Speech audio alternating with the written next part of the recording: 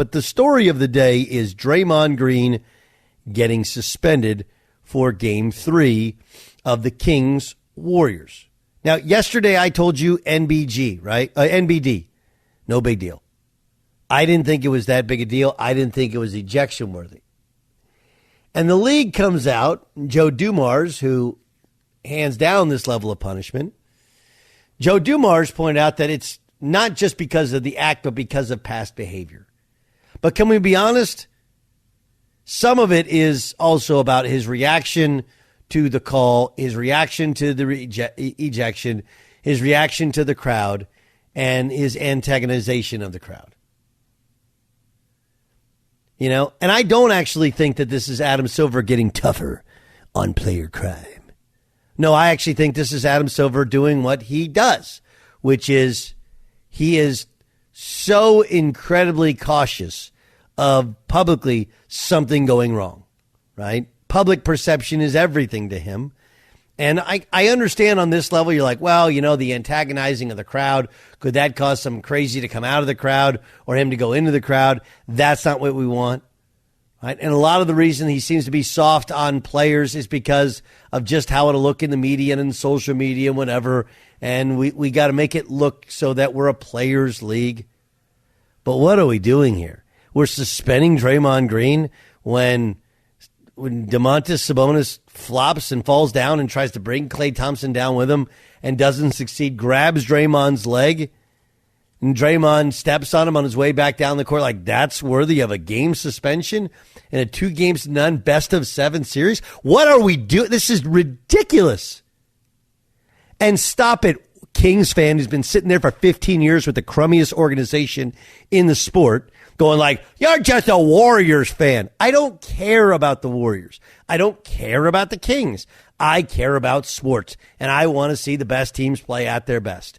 And outside of punching a dude in the face, which we know makes you suspended for a game, getting your leg grabbing and stepping on a dude who grabs your leg, like that is not worthy of suspension. I know that there's the human nature of Joe Dumars admitting that he's bringing the past in this makes it even more of a farce. Well, you know, last year, and I know that Joe doesn't talk this way, but last year and the previous year and this and Draymond he's a pain in the ass. I get it. It's a lot. You do want to go like, what are you doing? It's the NBA playoffs. Play basketball, win championships, or don't. But all this other theatric stuff, like this, not really what we're here for. And now we're in a place where, and I joked earlier, I mean, it's not like the Warriors had full Draymond Green last year when they won a championship. I mean, in many ways, they were better without him on the floor than with him on the floor. But in this time of desperation, when the Warriors are down 2-games-to-none, you're going to sit Draymond Green for a game because his leg got grabbed as somebody else was flopping on the floor and he stepped on a dude who grabbed his leg? What exactly are we doing? It's just like there's reputation calls. This is a reputation suspension. And I think the key to really good leadership, especially in this, is setting that aside. I do. I set it aside. It's one of the things that I take great pride in what I do is I try to just look at each individual story unto itself. I can't bring in narratives, can't bring in other stuff. And I'm sitting there watching the Kings clearly try and antagonize Draymond Green. And he takes the bait so often, and this type he took the bait some. But we're going to reward the King and take away, you know, a great all-around player from the Golden State Warriors because his leg got grabbed? Like, I don't love it. I don't like it. I don't think it speaks well for the league. And I think this is the league reacting to his reaction, not to the actual play.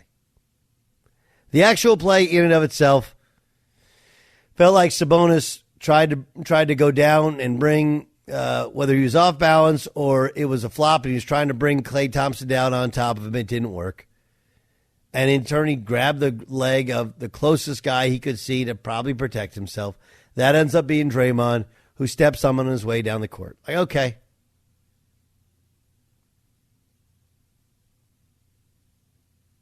The NBA isn't letting you think it's based upon reputation. They're telling you it's based upon reputation.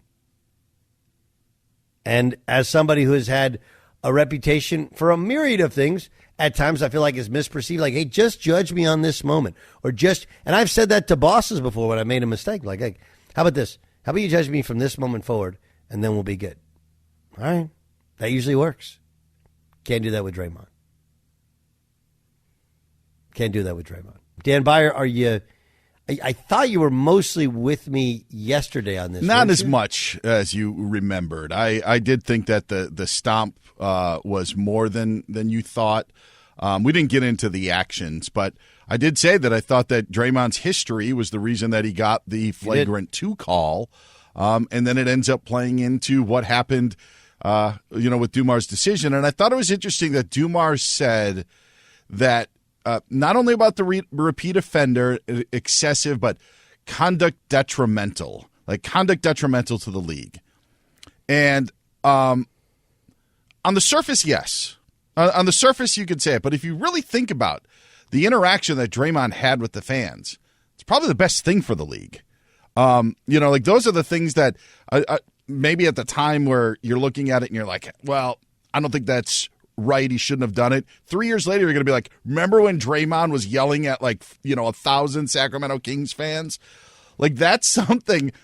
That's what makes rivalries. He didn't punch anyone. He didn't slap anyone. He didn't go into the stands. It was just a back and forth with fans like that. And I actually think that, I wouldn't consider, and that's what I thought Joe Dumars meant by it, I don't think that that's detrimental to the league. In the moment, it may be like a bad look with the commissioner in attendance. But really, to be able to have that rivalry with those two teams and where those two teams are located, I think it's actually nothing but good for the league. Right, but I think, again, this is the way it's perceived by Adam Silver. Like, Adam Silver fears what if some crazy dude comes out of the stands and takes a swing at him, right? Adam Silver, and again, remember, this is also, you got what happened with Russell Westbrook. Again, don't know if that's factored in, but it's the ultra cautious, holy cow, this could look really bad. We got to punish him and look like we're strong here.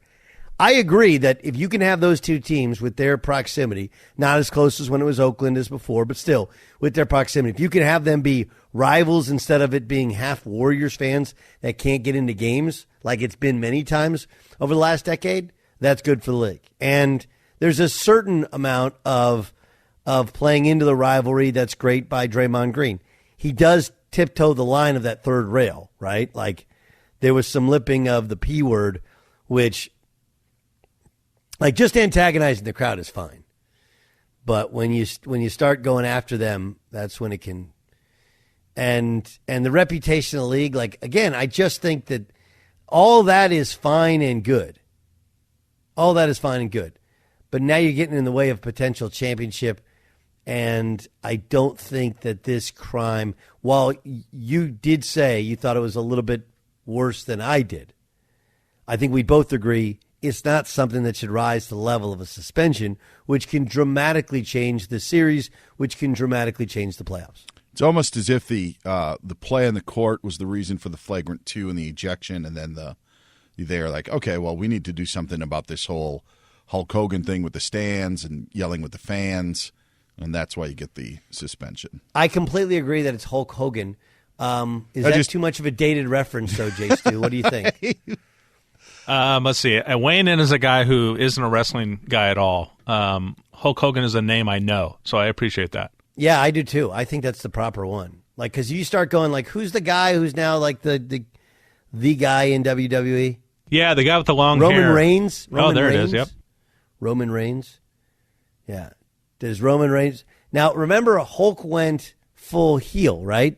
He did the heel turn. He became there was a while there where he was the bad guy. Yeah, he put on a fake 5 o'clock shadow, right, and became evil. Yeah. Yes. Anybody familiar? Were you a wrestling watcher during that time? WCW. Yeah. What happened? Was it a break-off league and then he came back? What happened? No, so he went over to WCW because they were starting to thrive at that time, and then he came over and he came in as Hulkamania, And I think Macho Man was actually in the match where it happened, and then he and Kevin Nash and Scott Hall launched the New World Order when Hogan turned heel on Macho Man in the ring. And that started everything. And that was huge. I mean, it was absolutely huge. Enormous. We watched WCW more than we watched WWE in the later college years when that was going on. So then what happened to WCW? Just kind of fell apart, and WWE actually took a turn that was gaining more, popularity. Yeah. Did WCW go on to CW, and that's why people didn't see it? No. It did not happen. Sorry, I was just sitting on that line when she said it. It was too great. All right. Well, there you go. Buyer and I, some form of agreement. Give me your thoughts. Now, Jay Stu, you're done with the whole Draymond thing, right? I'm not done with it. I think it's very intriguing. He provides content for us, but I do think that the suspension is warranted. My sensibilities are offended by this. That this is not a Draymond Green thing. This is not an individual sport. His decisions impact his team and the fans. And it's what? It's 12:15 Pacific time on Wednesday. We have yet to hear Draymond use any apologetic language for the position he's put his team in or the fans in. We haven't heard one thing from the Warriors leadership or Steve Kerr saying he needs to know better. Like, all of us are thinking, even you, who didn't think the suspension was warranted, are thinking he should have known better. Why put that decision in Joe Dumars' hands to begin with? The lack of contrition, the lack of responsibility and accountability, I guess, is what I'm most offended by here. Ramos?